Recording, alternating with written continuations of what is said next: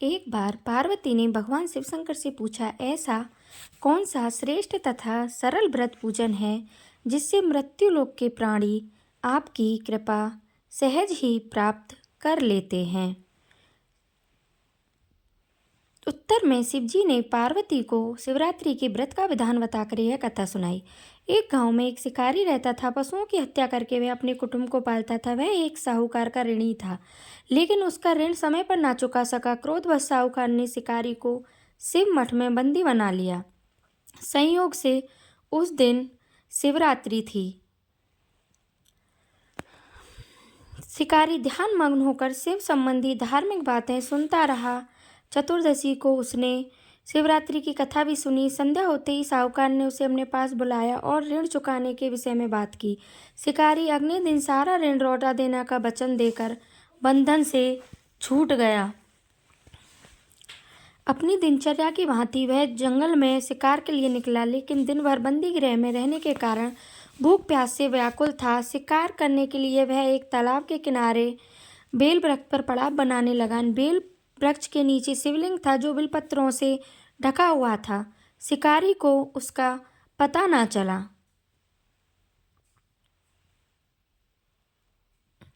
पड़ाव बनाते समय उसने जो टहनियाँ तोड़ी वे संयोग से शिवलिंग पर गिरी। इस प्रकार दिन भर भूखे प्यासे शिकारी का व्रत भी हो गया और शिवलिंग पर बेलपत्र भी चढ़ गए।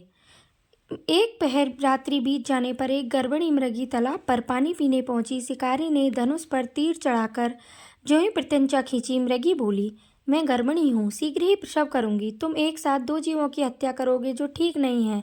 मैं अपने बच्चे को जन्म देकर शीघ्र ही तुम्हारे सामने प्रस्तुत हो जाऊंगी, तब तुम मुझे मार लेना। शिकारी ने प्रत्यंचा ढीली कर दी और मृगी झाड़ियों में लुप्त हो गई। कुछ ही देर बाद एक और मृगी उधर से निकली। शिकारी की प्रसन्नता का ठिकाना ना रहा। समीप आने पर उसने धनुष पर बाण चढ़ाया। तब उसे देख मृगी ने विनम्रतापूर्वक निवेदन किया, हे पारधी, मैं थोड़ी देर पहले ही ऋतु से निवृत्त हुई हूँ, कामातुर गृहिणी हूँ, अपने प्रिय की खोज में भटक रही हूँ। मैं अपने पति से मिलकर शीघ्र ही तुम्हारे पास आ जाऊंगी। शिकारी ने उसे भी जाने दिया। 2 बार शिकार को खोकर उसका माथा ठनका। वह चिंता में पड़ गया। रात्रि का आखिरी पहर बीत रहा था।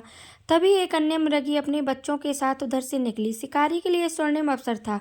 उसने धनुष पर तीर चढ़ाने में देर न लगाई। वह तीर छोड़ने ही वाला था कि मृगी बोली, हे पारधी, मैं इन बच्चों को पिता के हवाले करके लौट आऊंगी। इस समय तुम मुझे मत मारो। शिकारी ने उसे भी जाने दिया। शिकारी हंसा और बोला, सामने आए शिकार को छोड़ दूं? मैं ऐसा मूर्ख नहीं। इससे पहले मैं 2 बार अपना शिकार खो चुका हूँ।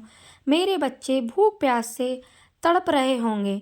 उत्तर में मृगी ने कहा, जैसे तुम्हें अपने बच्चों की चिंता सता रही है, ठीक वैसे ही मुझे भी। इसलिए सिर्फ बच्चों के नाम पर मैं थोड़ी देर के लिए जीवन दान मांग रही हूँ।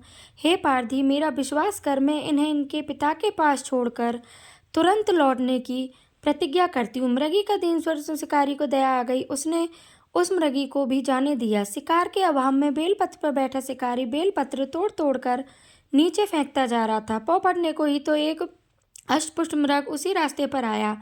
शिकारी की इतनी प्रत्यंचा देखकर मृग विनीत स्वर में बोला, हे पारधी भाई, यदि तुमने मुझसे पूर्व आने वाली 3 मृगियों तथा छोटे छोटे बच्चों को मार डाला है तो मुझे भी मारने में विलम्ब ना करो, ताकि उनके वियोग में मुझे एक क्षण भी दुख ना सहन करना पड़े। और यदि तुमने उन्हें जीवन दान दिया है तो मुझे भी कुछ क्षण का जीवन दान दे दो। मृग की बात सुनते ही शिकारी के सामने पूरी रात का घटना चक्र घूम गया।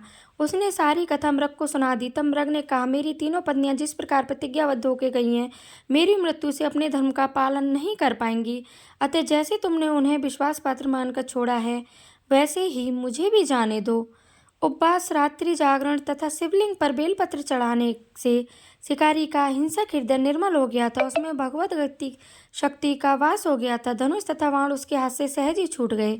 भगवान शिव की अनुकंपा से उसका हिंसक हृदय कारुणिक भावों से भर गया।